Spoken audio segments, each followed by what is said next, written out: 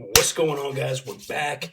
We have a video that you guys actually, multiple of you have either sent to me or told me to check out. It's from the Times Originals. I don't know, this is a new channel to me, but it says the Starlink hack that fooled Russian forces. Apparently it's really good, man. I don't know much about it.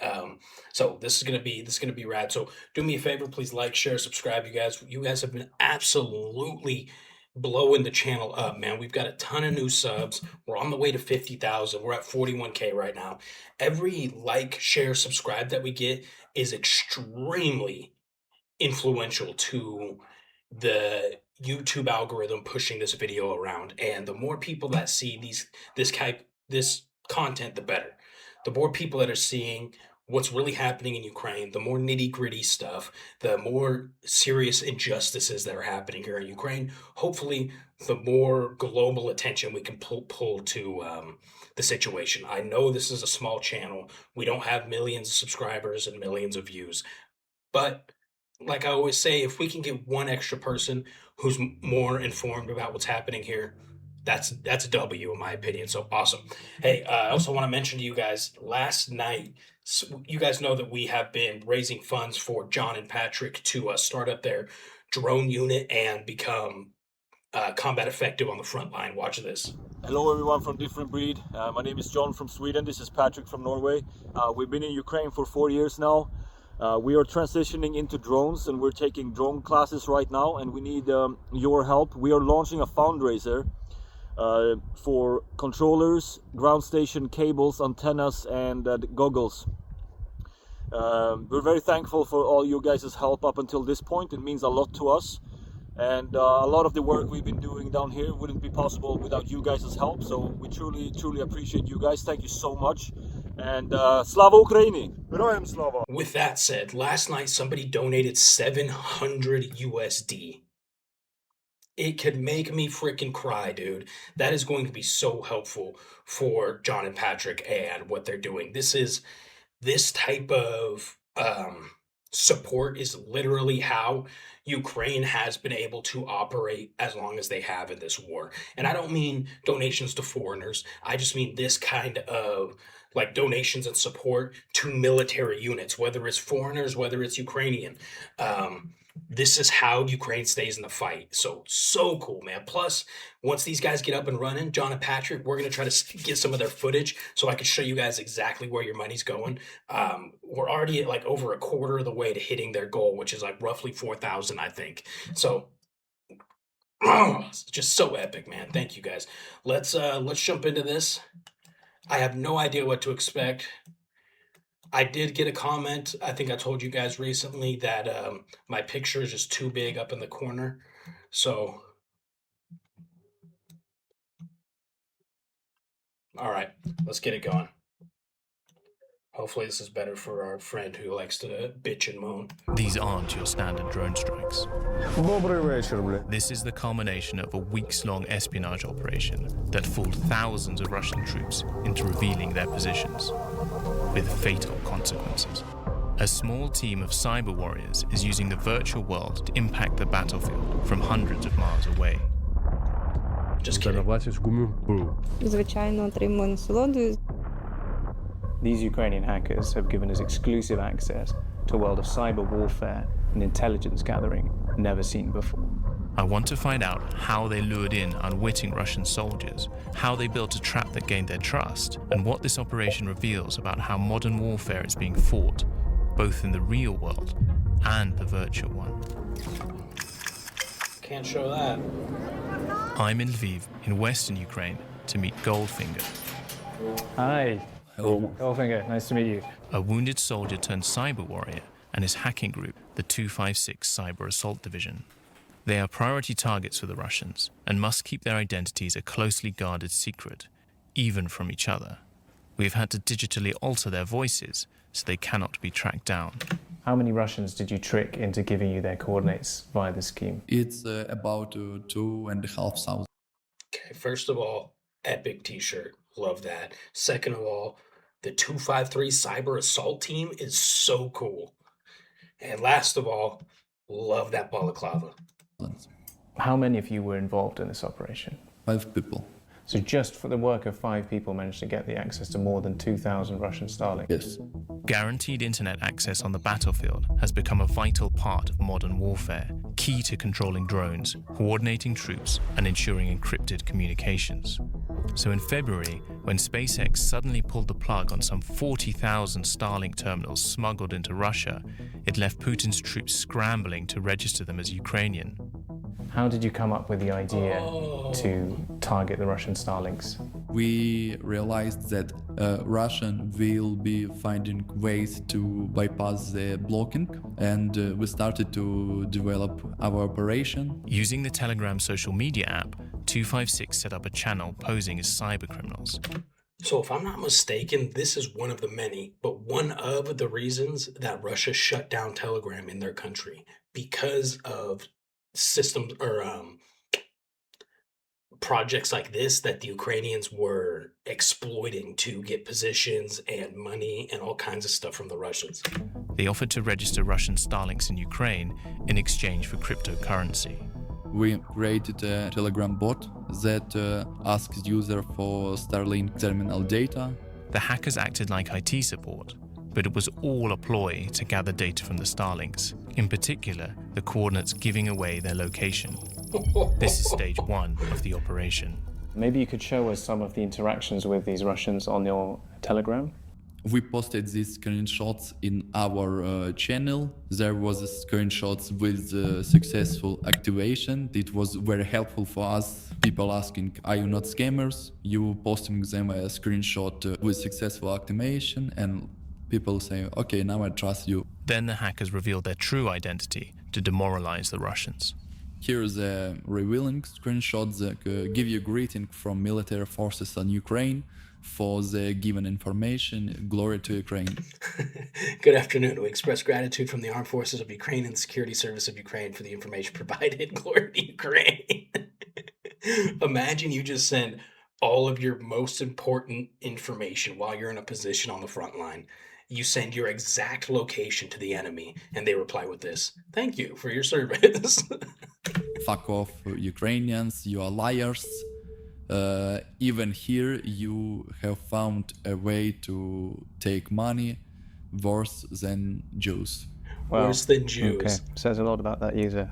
Each of the hackers have different... Worse than Jews. And don't forget, one of the claims that Russia makes to trying to liberate Ukraine is to denazify it, to remove the Nazi ideology of Ukraine. Meanwhile, the Russians are making comments like that. specialisms.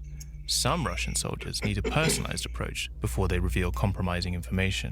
Sometimes we use social engineering. For example, if we talk with soldiers on the front line, we can pretend as a female character and generate some pictures using AI tools. And later we can receive some specific data from them. They fall for that? Yeah, absolutely. The hackers also target Russian officials and companies, gaining access to their confidential communications. They have even discovered the locations of Russian arms factories, allowing them to be targeted by UK-supplied Storm Shadow missiles. The Starlink data they gathered provided likely locations for hundreds of enemy command posts and drone pilot positions. Once 256 harvested all the data, they passed it over to the Ukrainian Ministry of Defense, or military units they knew were fighting where the Russian Starlinks were located. For example, a point from Plavny near Zaporizhia, we know that 128 Brigade is in this region. We giving this information to them. Are they still using the data that you provided? Yes. Zaporizhia is one of the 4 Ukrainian regions President Putin claims to have annexed as Russian.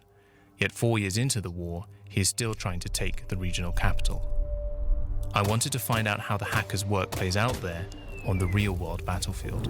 We're heading now towards the front line in the Zaporizhia regions. We're going to meet a highly secretive intelligence unit who are working with the hackers.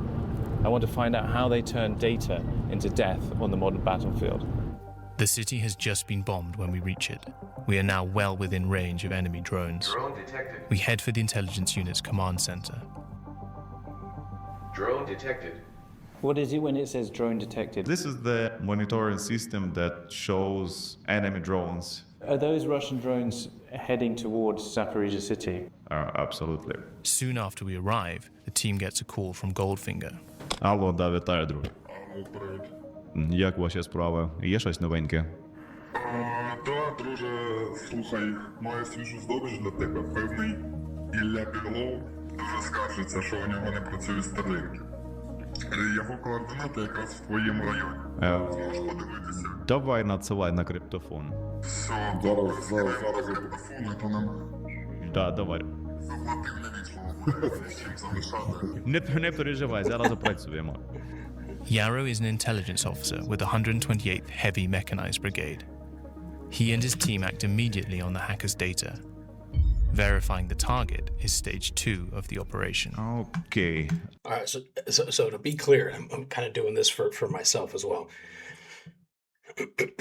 The Russians, because they don't have access to Starlink anymore, they are asking certain Ukrainians to register their Starlink for them so they have internet access in their positions. Which is crazy. I've seen news articles here that because there are some Ukrainian civilians that are actually doing that, and the consequence is punishable up to 20 years in prison, which I think is beautiful. I saw some that said life in prison, which if you might think like, okay, that's a little steep, but no, it's not. I mean, that's exactly what you should get if you're helping the enemy literally kill your countrymen, right? So anyway, so they're asking these Ukrainians to set up a Starlink account, register it for them, and then the Russians will pay that person for their service. So these hackers are not only receiving Russian money, they're getting money for this, but then they're getting their exact location and sending it to teams to go smoke them. So we got the message. Let's see what we have here. I would say minimum 3 positions. And something we have here. Okay, let's focus on this one. Tell guys to check this area. The hackers have given them the exact coordinates where several Russian Starlink terminals are located. Що ти скажеш? Чи є у нас там кольцо? Кольцо отслеживаем по трофам и по явным демаскировочным азматам. То есть это куча мусора, ранее предыдущие засечки. Грубо говоря, вот здесь в данном моменте мы видим, что у них есть подвал укрытия плюс дом. This particular target was assigned to a neighboring Special Forces unit. These are Special Forces fighters of Ukraine's military intelligence. It's an elite fighter unit. These soldiers are attaching explosive munitions to first-person view drones, arming them so that they'll be ready to go and attack Russian positions. Back in the command center, the intelligence team watches the drone attack its target via live stream. Can you tell us what are these boxes on the screens? Це автонаведення, автозахват цілі. Якщо дрон буде подавлено, то він все одно влучить в ціль. This is the third and final stage of the operation.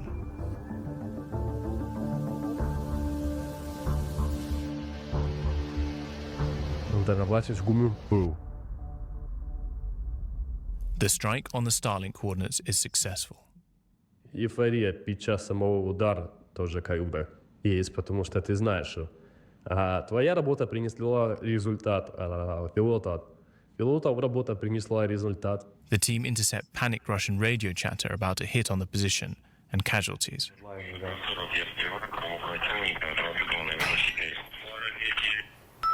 Крило противника відпрацювало на -4. Тобто вони шиферами кажуть, що наше крило відпрацювало тільки що згідно перехопу. Тому що ми слухаємо, бачачи пости кацапські, і попереджуємо наших хлопців, щоб вони дивились по ситуації, або бігайтали, або робили ще коло, або йшли на ураження. The team work non-stop to identify fresh targets based on the Starlink data.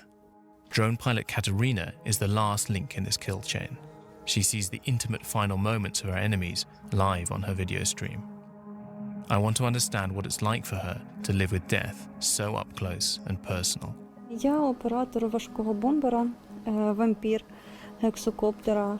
Нищу ворога безпосередньо на лінії бойового зіткнення. На початку повномасштабного вторгнення моє селище побувало під окупацією. І після деокупації я вирішила, що я піду служити. What happened during occupation?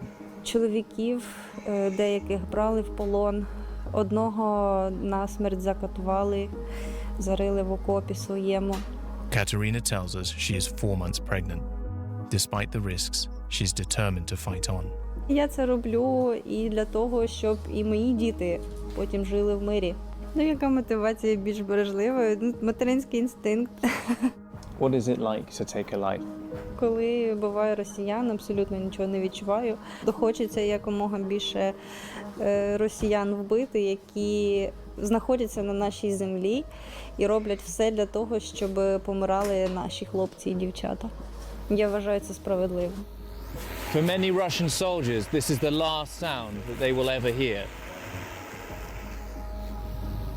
After takeoff, the pilots retreat to a less exposed position, and we head back to the intelligence unit.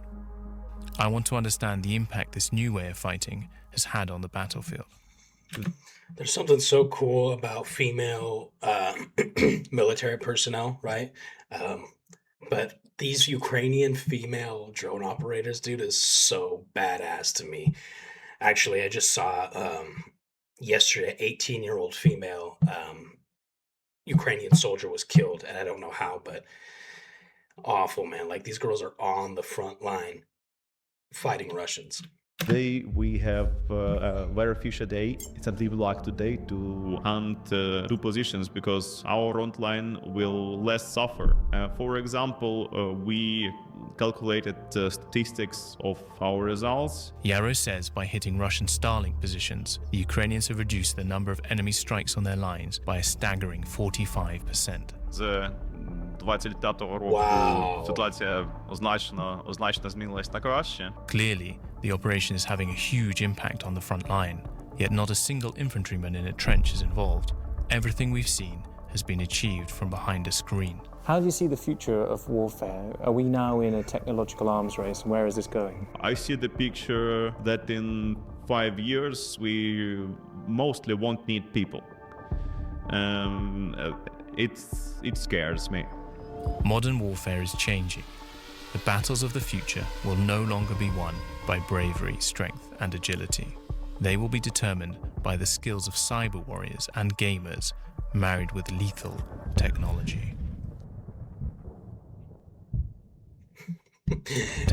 Will no longer. Anybody my age, right? I'm 31 now.